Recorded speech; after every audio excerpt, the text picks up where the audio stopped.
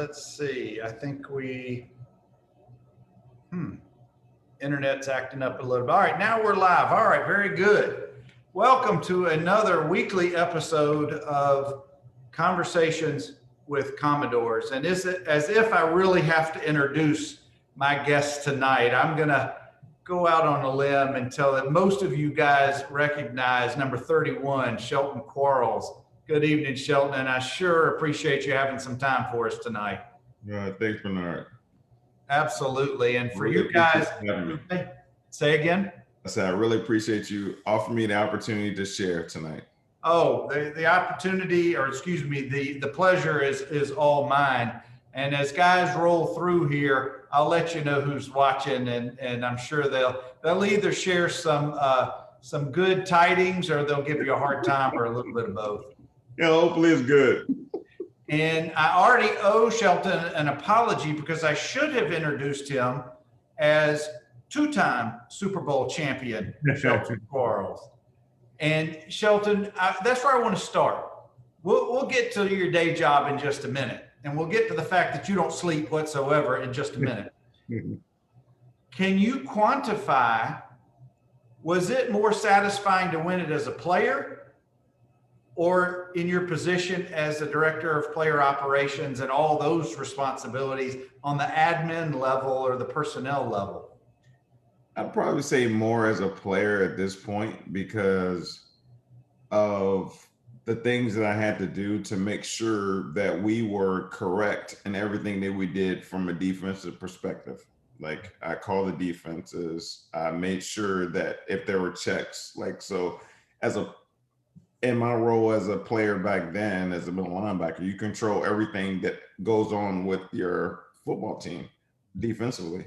And so like, if I saw something, I could check out of one defense. If the offense checked to something, then I could check back into whatever it was that we did. So like, it was a constant pattern, like it was a dance, like all the time. And even our Super Bowl when we played the Raiders, like we would check into something, they would check according to what we checked to, and then I could check back into what it was that I felt like we could be in the best position for. And so it was a constant dance. And so I was more invested in that part of it, but it's still great now with of course with TB12. He's amazing. Like when I picked him up when he came in town for the very first time to do his interviews and have his conversations with ownership and the team, he had been nothing but pleasant. As a player playing against TB12, absolutely hated it. So didn't enjoy it. He was like the ultimate like a-hole. Didn't like him, whatever. But then getting to be with them and hang out with them, totally opposite. Loves the players, loves everybody that's with the team, loves being around the team, loves the environment. And like from the very first time I met him, to hang out with him from that day, to get him back to the airport, to fly back to be with his family. It was an amazing day. So like people have perceptions, but like I can remember Coach Dungy, he had a thing on our wall in our locker room and it said perceptions versus reality. So like people perceive people at a certain place, but the reality is they're not who you think they are. Yeah. And much like TB12 on the field, if you guys watched Shelton play at Vanderbilt or his many years with the Buccaneers, while most folks were playing checkers, this man was playing chess. And he knew, and that's what I think was, you can talk about your physical gifts all you want. I think it's what was here between the ears is what separated you from the pack. And I mean that in the utmost of compliments. And I know that you're doing that now in a completely different role, but I bet I suspect you take it on just every bit as seriously as you did in between the hash marks. Now that you're sitting behind those big fancy desks and don't get to work out like you used to, but I bet it's a whole different challenge, but just a different way to approach becoming a champion. And that's I want to take you there. I want you to take us there. Excuse me. Is that we all know as former athletes, we have goals and we have things that we want to strive for. And we've got people ahead of us, or we've got guys on the depth chart behind us that are always at our heels, making us better. What is it about the position that you hold now off the field, one that I'm hoping you'll be in for many, many years to come? What challenges you to become the very best at your job? You know, the thing that it's the whole process started with me from an educational standpoint was when I was in the second grade. My mom spoke to the teachers, and the teacher said, well, we don't think he should have passed, and he probably shouldn't graduate, but we love him. He has a great smile, and we just love him to death. And so my mom at that point said, that's not what I want for my son. I want him to understand what it means to get an education, what it means to excel in schooling. And so from that point on, everybody pressed themselves to get me to that point. So like when I got to high school, it was relatively easy because I already had that schooling from second grade on. Mhm. Then that allowed me to get into Vanderbilt because it's one of the Ivy League of the South. It's one of the tougher institutions to actually get into. So that helped me.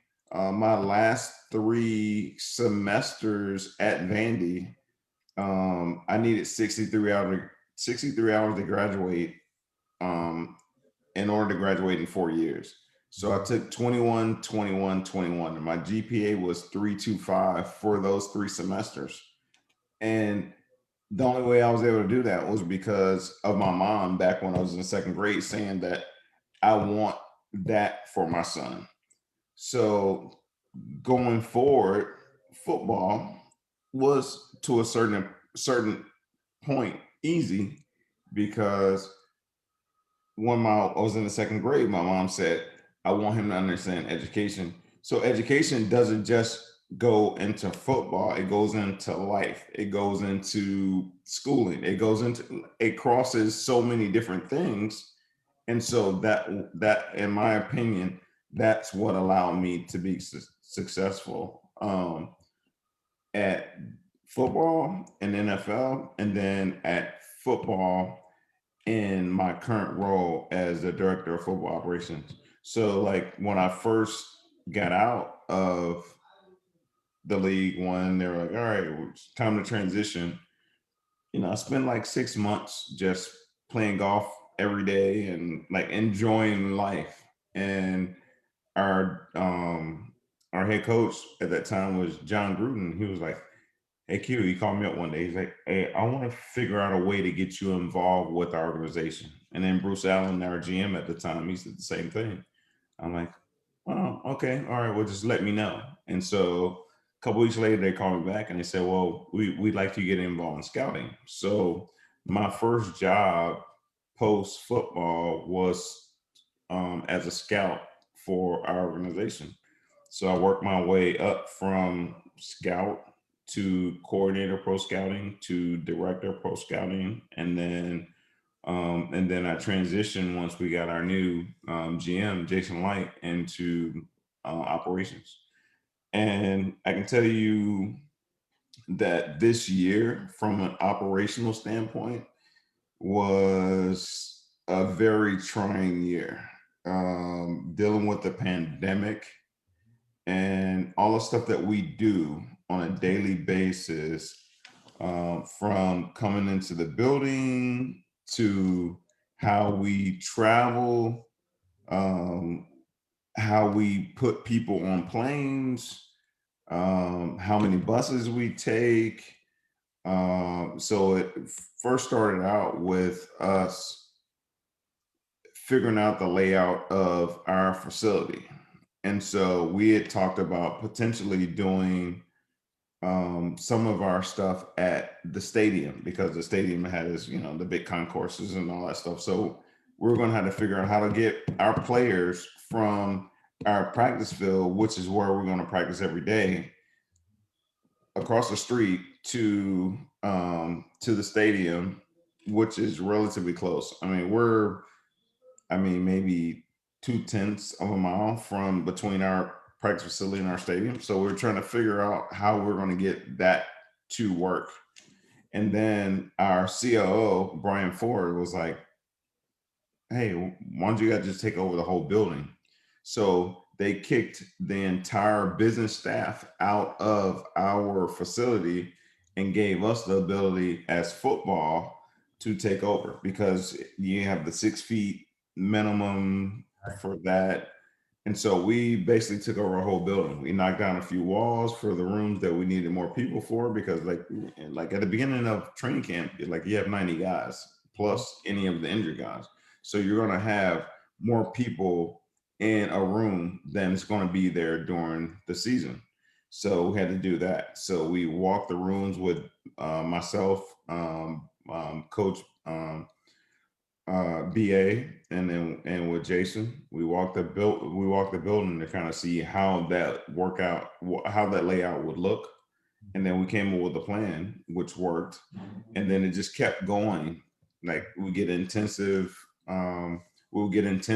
where they decided that we weren't going to have any meetings in the building, and it had to be at least 12 feet of space between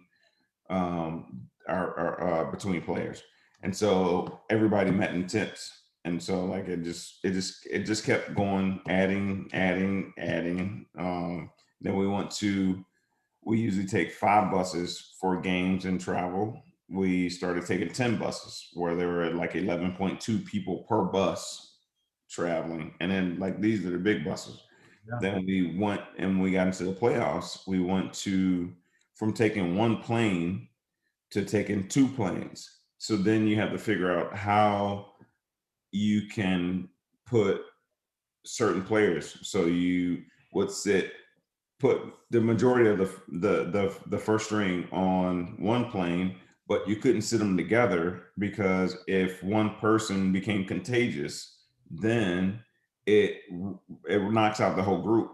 I mean, you remember what happened with Denver and their whole quarterback situation, where they had a receiver playing quarterback because they didn't have that whole quarterback group. So like we dealt with so many different issues during the course of the season, and were able to overcome it. And I think that from our standpoint, and I think from a league standpoint, we probably were top 3 in terms of making sure that we did things the right way and didn't have as many COVID issues as the other teams. Now, is it true that TB12 insisted on having his own plane? No, that's not true. No, but you know what I'm hearing, Shelton, is discipline. Going back to what we first started talking about, is Mama instilled discipline. And I didn't hear that word out of your mouth, but that's exactly what you were describing, to the way you developed over the years to be able to, who in the world can be an all SEC performer in their final year at Vanderbilt, making 1,000 tackles, whatever it was, and taking 21 hours during the season? It's tough enough when you're not in season. But in season, I suspect, at least for me, my grades were better during the season. During the off season, I was screwing around. I was going out, I was doing whatever. But I never took 21 hours. So I applaud your discipline and your focus. And I know that, again, your physical attributes were all there. We all saw that. But it was what was up here. It was that discipline. And I bet that's what you're having to figure out, that, well, the business people with the Buccaneers, 6 feet between the average 5'8", 140-pound accountant is different than your offensive linemen having to be 12 feet apart. So I don't mean to joke on the business people, but I know we're not talking the average human beings. No, it was we put a lot of time into it, and as in terms of discipline, I just wanted to make sure I put myself in the best place possible to succeed. I figured at that point, like going into my spring semester of my junior year, there was an opportunity to play pro ball. And so I wanted to make sure that I didn't have to come back to school because I didn't do what I needed to do when I was in school. There's a reason why they say it's a four-year scholarship, which it's not really, it's really 1 year after one. But there's a reason why they say school is 4 years, and I want to make sure that I finished in four. And I kind of like didn't take enough hours early, and then I realized at the end that I need 63 hours to graduate in 3 semesters, and I want to make sure I got that done. How was that conversation with your mother when you realized you had 3 semesters and 63 hours to go? She was fine with it. She didn't question me at that point. She's like, you handle what you need to handle and go ahead. She's awesome. We're able to move her to Tampa in 2003, and she loves being in Tampa. She loves the heat. You know, it's like probably today it was probably 85, 86 today. So she loves being in Tampa. Awesome, awesome. Well, Q, I should have done this a minute or two ago, but we were too good into conversation. I got to roll through all the folks who dropped in here and have some great stuff for you. Okay.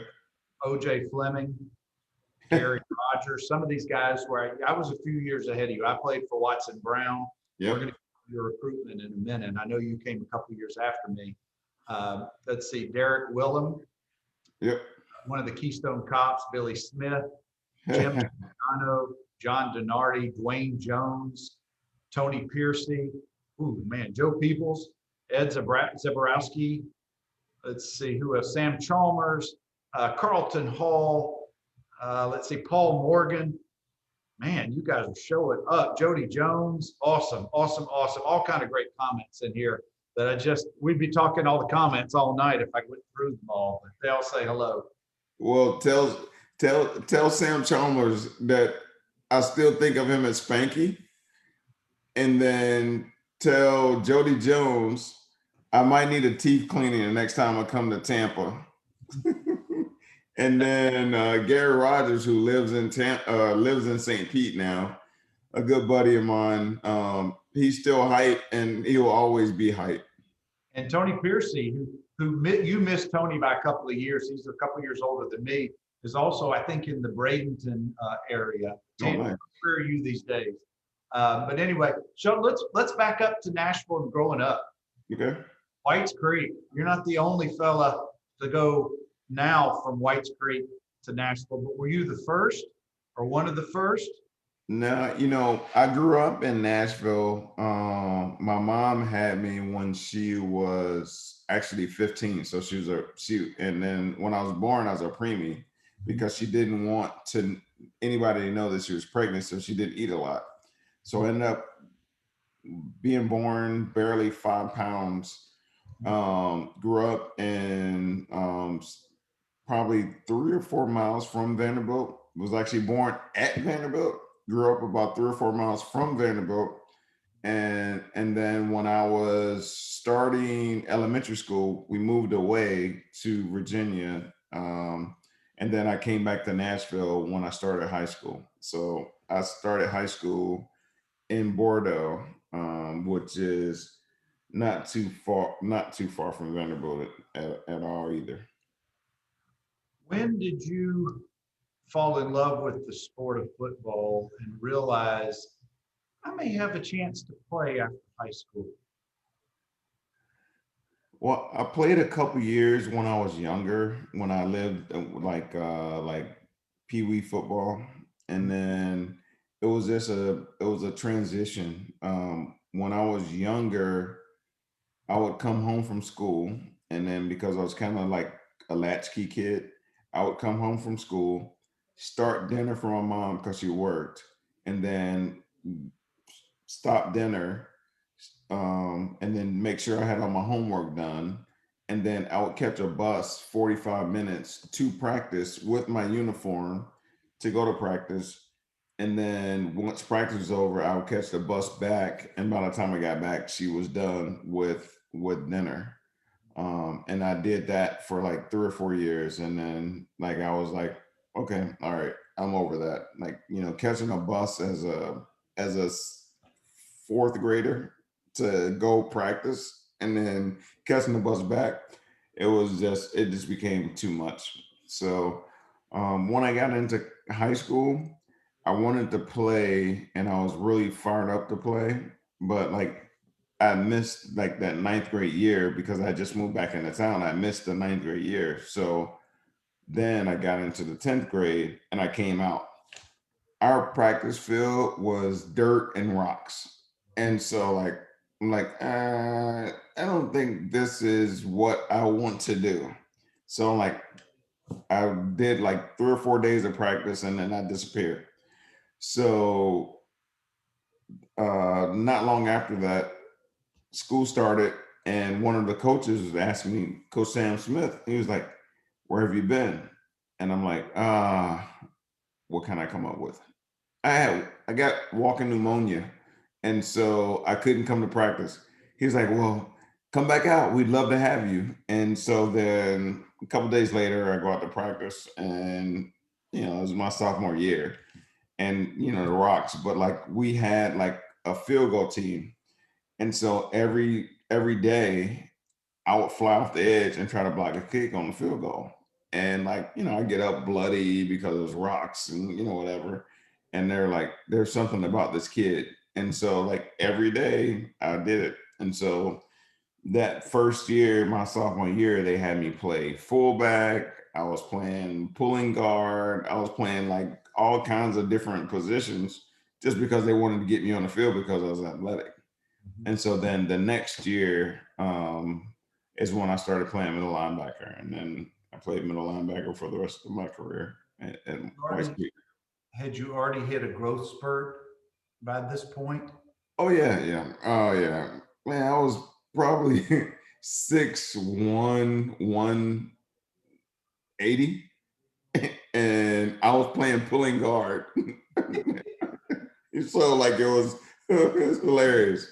So Well, like hey, but like what you knew from me and my effort level was that I don't care how small I am, right. you can get everything I got and my entire body, and then I'm gonna go back to the huddle, and then the next play, you're gonna get everything I got and my entire body, and I'm gonna go back to the huddle. So like they knew what I was gonna give them, regardless of what I was hitting, how big the person was, that they knew that it was gonna be 100% every time, every snap.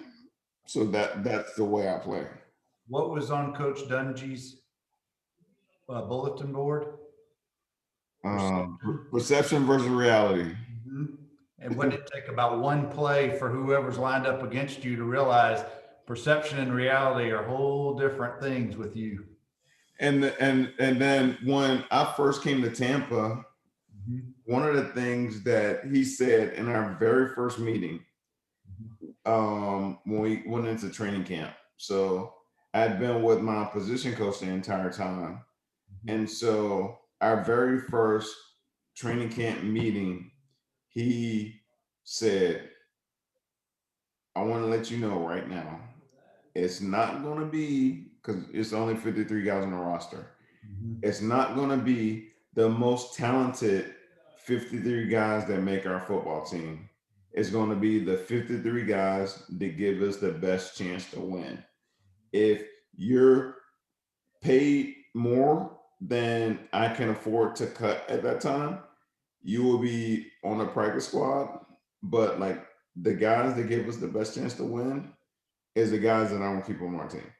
So from that point on, I knew that there was a chance for me to make it here in Tampa just because of his words. I think that's probably a rare glimpse into the mindset of that type of a coach. And there's probably not that many of them who, I don't speak from experience, I'm just, I guess, speculating. Not many coaches are going to come out and be that candid with players trying to make a roster, particularly on a professional level these days when so much money's at stake on making the right decision. Right. Is that a fair analysis or a fair comment? Very fair, because we had a guy that was making quite a lot of money that year, and he did not play a snap during the season, but all he did was play on the practice squad. So he practiced, but he did. And then once we got to the point where we could clear his numbers off our salary cap, he was out of here. He probably knew it too. Yeah. Q, we got a couple of other folks who rolled in. Want to say hello to you. Alfonso Harvey says, Oh yeah. Lewis Woolridge from California says to tell you. Oh, Lou. Yeah, I think Lou, see I graduated in 90. I know you came in a year or so after that, or right in that time period, but Watson Brown was my coach, which coincidentally, Rick Christoffel, one of your coaches, was my coaches. Coach Christoffel coached the quarterbacks for a little while. So I had the pleasure of being in the room with Coach Christoffel and some other folks, some great quarterbacks ahead of me during that time period. And we're going to get to Keyshawn Vaughn and Coach Christoffel in just a few minutes. But I want to stay in your recruitment of Vanderbilt. Who recruited you? Who did you hear from Watson's staff before they left, or was it the new regime with DiNardo and it was before? It's like I was with Christopher, and Rick actually recruited me. So, and I see him all the time. I actually spoke to him yesterday and today. He was trying to get me to set up a few things for him. So, have nothing but love for Rick Christoffel and his wife Connie. They're really good people, salt of the earth. Yeah, and I love the Vanderbilt Connections. But who convinced you, and what convinced you that Vanderbilt was your school? I don't think I needed much convincing. My mom probably did it when she talked about the importance of education. So all of the schools that were recruiting me, from an educational standpoint, they weren't to the level of Vanderbilt. So regardless of Vanderbilt as a football team, I knew academically that I would be able to survive and succeed at Vandy and have something after football, because football is not guaranteed. Like you can have an injury and then never play again. But none of the other schools provided the academic education that Vanderbilt did. And so it was a no-brainer. Once they started recruiting me, I'm like, I'm there. Well, I know that was a relief for your mama, probably a relief for you too, once you signed. But speaking of Whites Creek, Edie Johnston Kelsey, a former cheerleader a couple years ahead of me, says that she sees one of your former teachers quite often to say hello to you, Marty Robinson from Whites Creek. Oh yeah, Marty's a good person. And we also got Royce Love says, "What's up, Creek Dog?" Derek Sartor, probably from the Dominican, says to tell you hello. Man, you got all kind of love coming in here tonight. That's awesome. Oh yeah, well, who did you say first on that one? Let's see, Edie Johnston Kelsey, Royce Love. Royce Love, the redhead with the glasses. It would be him. And then who was the next one? And then Derek Sartor. Oh, Sartor. Big D. He had an unbelievable job with like Merck or something. Like, how do you go from having so much money, making so much money with Merck, the pharmaceutical company, as they're coming up, and then you leave and go start a barbecue place in a Dominican? Like, I don't understand it, but no, okay, whatever makes you happy. I think Derek's having a blast. I follow him on social media, and I got to FaceTime with him in December. I think he's having a big time in Dominican. He was one of the like, so when I first got to Vandy, both he and Kenny Post were my biggest influences as players, because like we're traveling on our road trips. These guys were suits, ties, made sure they look professional. They were traveling for a game. That it was a work. It was a business trip. Like like I would never have gotten to that point if it wasn't for Kenny Paulson and Sauter. That's awesome. Kenny was in my recruiting class, and Derek, I think, was one class behind me. So they were my teammates for a few years. But that's so great to hear. They set the tone for the younger players at the time. Yeah. Shelton, let's talk a little bit about Vanderbilt. Let's talk about you lining up for the very first time, playing linebacker. It's an SEC game. Maybe it's home. I'm not sure if it was home or away. Did the size of the crowds mean anything to you? Did you even pay attention to that? Or were you just, until that first snap, a little awestruck that now instead of playing in front of a few thousand people, you're playing in front of 60, 80, or 100,000 people? Did that even mean anything to you? Not at all. Once the game starts, blinders on, and you're off and rolling. You know, I played a game or two, then I injured my hamstring, so I missed like maybe 4 games, and then I came back for the final like maybe 4 or 5, and ended up with like 100 and something tackles in 5 games or something like that. It was crazy. Well, I know of one tackling machine a few years ahead of you that I unfortunately had to go against on the scout team for a few years. And you know who I'm talking about, and that's Chris Gaines. Yeah. And I was at the Tulane game, I think it was in '87 at Tulane, where Chris tackled everyone, including the people selling the hot dogs. He had 37 tackles in that game, which may still be some type of a record. It probably is. It may even be a national record for all I know, but he tackled everything and everyone. The nicest guy on the field, off the field. On the field, you definitely wanted him on your team. That's for sure. He was awesome. The Game brothers are like amazing people, and are true dignitaries for Vanderbilt. Like they've been awesome. They do an awesome job with being representatives of Vanderbilt, and so I have nothing but love for that family. I couldn't agree with you more. Brad was in my class, and we all know the story of the game with Chucky Mullins. And we won't get into that tonight, but I certainly wish Brad and Chris and the rest of the games well. What was the most fun for you playing middle linebacker for the Commodores? What brought you the most satisfaction, the most joy as an athlete? I guess it would probably be my freshman year. We played Army, and I had 25 tackles. So that would probably be the most fun game. The worst game was probably my freshman year also, and we played LSU, and I jumped off sides on a field goal attempt, or maybe it was Georgia. Maybe it was Georgia. I jumped off sides on a field goal attempt, and then they re-kicked and they missed it again. So I was like, all right. But like, yeah, it wasn't that wasn't a fond memory. I wasn't going to bring it up. No one prompted it, but you brought it up. Now, let's take your decision. It's time to go pro. You're getting feedback either through the Vanderbilt coaches, maybe it's coming through the NFL scouts. I don't know how that worked back in the day. Right. Take us a little bit through that process. How did you know you were on folks' radar that, I got a shot to play a little bit on the next level? How did that come to play?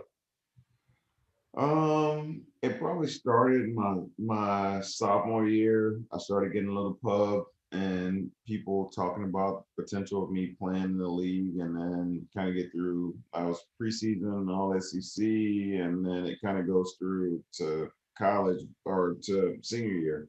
But like, I'm not really height of most of the guys and weight of the most of the guys that are at my position. So it was kind of a struggle to get to that point.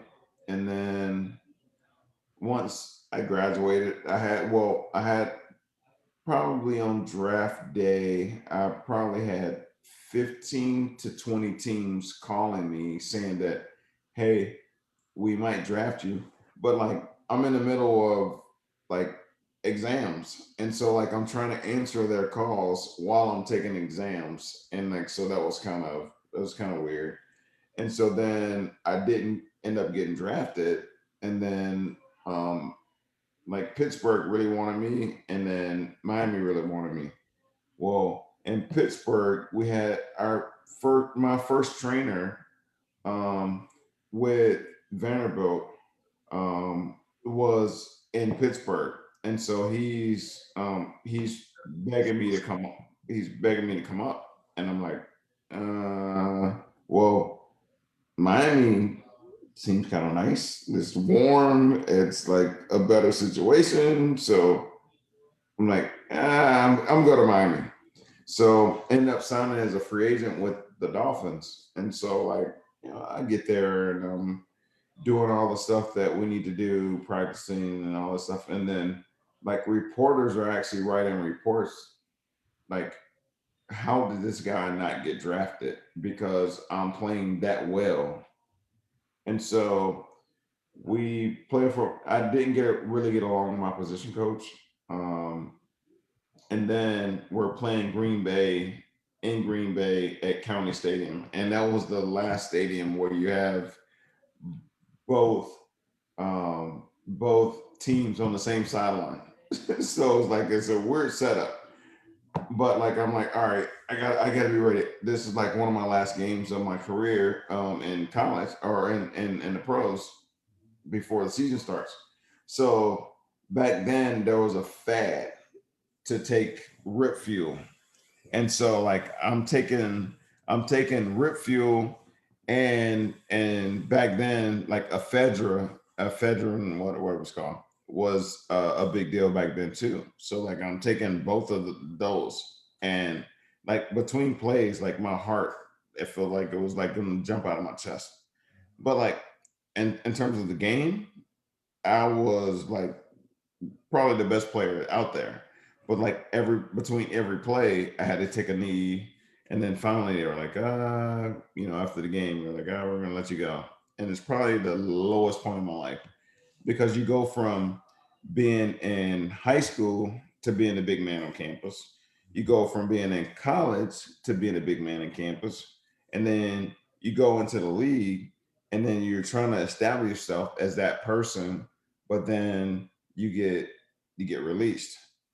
And so I got released, and it was like I didn't know what to do because it was the first time someone didn't want me.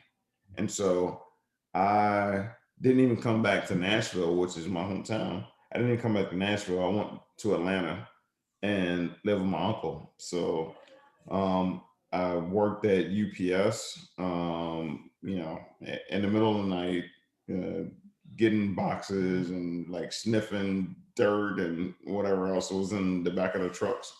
But my agent called and he's like, "Hey, I got a team in Canada that really wants to bring you up." And so I'm like, "No, I'm good. I don't want to go up there." She's like, "You need to go up there. You need to get clear your mind, whatever." So I go up, and then so my practices were good enough that they were like, "Hey, we really like you, but we can't sign you for this year. We can sign you for the following year." So that's how I ended up having 2 years with the BC Lions prior to coming to Tampa. So that was You, basically it. you must have made an impression on somebody in Tampa with your work that you did in BC because landed in Tampa, but you haven't left since. And Yeah, frankly, I think you've now been with the organization for more than half of its league existence. If you, yeah. I'm not trying to give you old age. I'm just saying, didn't it come around in about the 76, 77 time period? But you've now been with them since 97. Yeah, I've been here a long time. I appreciate them. I appreciate the family. The Glazers, they're awesome. All of them from the top to the bottom. They're fantastic. They given me an opportunity to grow. All of our GMs, they give me a chance to expand my role with the organization. I communicate quite a bit with the league itself. And that wouldn't be possible if I didn't have an opportunity to grow with the organization. So just appreciative. Are you are you the longest tenured employee outside of maybe some admin folks at this point? Is very close. We had our longest tenured, who had been here since the inception of the team. She passed away in December or January, I believe. Jill Hobbs was salt of the earth, unbelievable lady. Still feel bad that she's gone. She was awesome to me, awesome to everybody. Never had anybody say anything bad about her. And then I think the next person in line is our groundskeeper, our head groundskeeper. He keeps our fields in very great shape with the amount of rain, because we're called the thunder capital of the world. We get quite a bit of rain here down here, but like our fields are amazing, and he keeps those fields. Rob Julian keeps those fields in amazing shape, regardless of how much rain. If we get like a downpour for an hour, within 20 minutes, those fields are clear and ready for practice. So You might want to check with Rob to see what kind of a watch he got for being there 25 years, because yours is coming up. So you may be getting. No, of course I'm kidding, but I do want to ask you this. You have the experience of being a longtime player and working your way up the ranks through within the organization. What was it about being a player that taught you some of the lessons that you've had to incorporate? Because you have to make personnel decisions. You have to make management decisions all the time, and it affects livelihoods. And you got all kind of dynamic personalities. No offense, but professional athletes can be prima donnas all the time. They're not all Terrell Owen, but they can be. right. My point being is, you being a player, you've seen it from the inside on both sides of this. So how has that taught you from the player standpoint, those experiences, to bringing it into your decision making and how you do your job now? We've seen over the years who fits our mold and who doesn't fit our mold. And so we had a linebacker come in, and this is kind of during the height of what we were doing defensively and me as a player. And like it was like a big deal with him coming, and everybody was really excited, and he came here and it was like a sore thumb, and we're like, this does not work. And so like he was gone within a year. That I don't know how much money he made while he was here, but like you can kind of see what works for your team and what doesn't work for your team. Like it's not guaranteed that you're going to be successful every year. It's not guaranteed that you're going to win every year. But if you have guys that are working together and willing to pull in the same direction, then you'll be fine. Like the most refreshing thing for me, um, on the front office side, I deal quite a bit with our coaches. The most refreshing thing for me is how well each coach communicates with the other coaches. Like it's it's almost like a fraternity. It's almost like whether you're black, white, Asian, whatever, our coaches communicate well. Like if you see one coach walking down the hallway, like he's yelling about something to another coach that you wouldn't think that he would be communicating with. Like that's how close our coaching staff is. And that's what made this season go as well as it did, is because our coaches are on the same page, our coaches get along. There's no fighting, no squabbling. So that permeates down through the players. Like when we very first started, um, Bruce Arians was like, hey, this is what we're going to go through with COVID. I want to make sure that we present something to the players and make sure that the players model what we do. So mask on at all times. If we model that to the players, they'll wear the mask all the time. And so like it starts at the top, and it started with BA, and he was like, hey, we do this, we'll be fine. And then every time there was an outbreak at some team, he was like, that MFer did this. That's the reason why they had this. We're not going to be like this. Do not do anything to derail our season because we've got something special going on here. And like it was time after time after time, but it was only because it starts at the top and then it trickles down through the rest of the organization. And that's the way that our coaches are awesome, and they get along, which is very important. So it's like a fraternity, just like in '02 when we won it. Our guys loved each other and they played for each other, and that's what happened this year. Our coaches loved each other and our players loved each other, and they played that way. It's that leadership pyramid, and it starts with ownership and then comes down to the head coach, and that's what's so rare that gave you guys such a special season. And guys, of course, I'm talking with Q Shelton Quarles, and we've got just a couple of more minutes. And Shelton, I sure appreciate you sharing your story and all of this great stuff. We got Reverend Henry Beelan says to tell you hello. Yeah. That was hello. We've got Chicken Wing, Wilbur Pryor. Wayne. That's my guy. District Attorney Chicken Wing. He's awesome. Let's talk a little bit about the Vanderbilt Connections. You got Coach Christophel, you got Keyshawn. Hopefully you get some more at some point, may make the roster with you guys. How did that resonate? Was there a connection with you with those guys? I know you saw Christophel when you saw him, and Keyshawn had a few moments on the field this year as a rookie in a very crowded backfield. And what was that like for you being a Commodore, having some more Commodores on that squad this year? You know, not many of the scouts have attended a college that had a football program.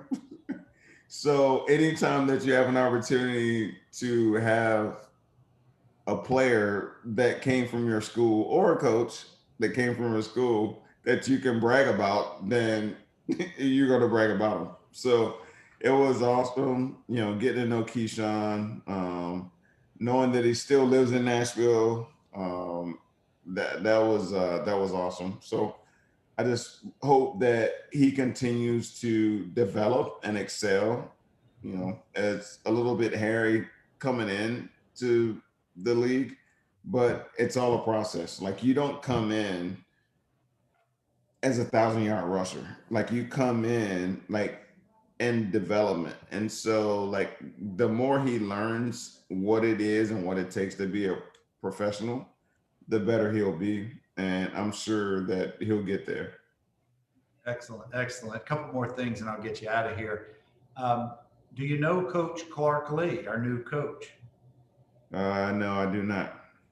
Well, I know you've been extremely busy, but I hope that on your radar, some social media has made your way, because he really is starting to rejuvenate a lot of interest, and the alums, the former players are really seeing a lot. He's setting a tone. I think Coach Corbin with the baseball program is one of his mentors, and I really like what he's doing. Of course, we won't know until we know when they kick off next fall, but I didn't know if you had spent any time with him previously. I know he was a few years behind you when he was at Vanderbilt, but he seems to be taking a real good approach and has gotten a lot of excitement going. So I just wanted to throw that to you.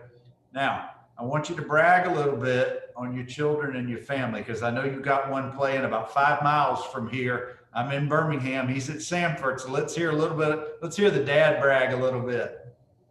My daughter is currently a junior at the University of Miami, and she is majoring not no way that I would be able to graduate from this or have the GPA that she has, but she's majoring in biomedical engineering. Wait, repeat that. What is she majoring in? Biomedical engineering, and her GPA right now, I want to say, is a 397. And she's taking between 18, she started her first year and she's been taking between 18 and 21 hours each semester since she's been there, and she'll be a senior next year while she's the president of her club volleyball and also the supervisor of her at her job, and she works at the rec center. So Sounds like she, a real underachiever. Sounds like yeah, she's just yeah. skating right by. And then Awesome. I got a freshman at the University of Sanford, and he's doing well. He's starting to play a little bit. He's a safety. Shelton Quarles Jr. He's doing good. He's fired up, majoring in business management. And then I've got a junior in high school, and that's Carlos Quarles, and he's currently running track, but he plays football as well. So he's in the hopper. He'll do amazing things as well. Super smart, like my daughter. So we'll see what happens for him in the future. What I'm hearing from you is you really don't sleep a lot. You really, there's no way. Nah, anyway, I'm probably about a 2 hour, 3 hour night sleeper. So I don't need much sleep. I'm usually up around 3. I do my reading, Bible reading, devotional, and I'm usually at work by 4 a.m. I'm usually at my desk by 6, and I'm usually leaving the office around 8 or 9 at night. Did you So start any of this? Now I know that Gruden is famous for his 3:17 a.m. Did any of that rub off on you back in the day? it probably had some kind of influence on me, but I'm not really a big sleeper. I don't need that much. Well, Sheldon, I can't thank you enough for your time tonight. You make all the Commodores and Vanderbilt proud. You've been doing it for many, many years. More importantly, I know you make your family very proud. So I want to say thank you for spending some time with me and with all of us in Commodore Nation tonight. Thanks, Bernard. I appreciate you having me on the show, and anchor down. That's right. Anchor down, guys. And this will conclude us for tonight. Another awesome discussion and interview conversation with the great Shelton Quarles, number 31. And as we do every Thursday, guys, I've got a whole bunch more Commodores lined up in the upcoming weeks. So please keep coming back on Thursday nights. Y'all continue to be safe. We're going to get out of this pandemic at some point soon. Do the right thing for you and your family. And of course, enjoy your weekend. Have a good time. Take care, guys.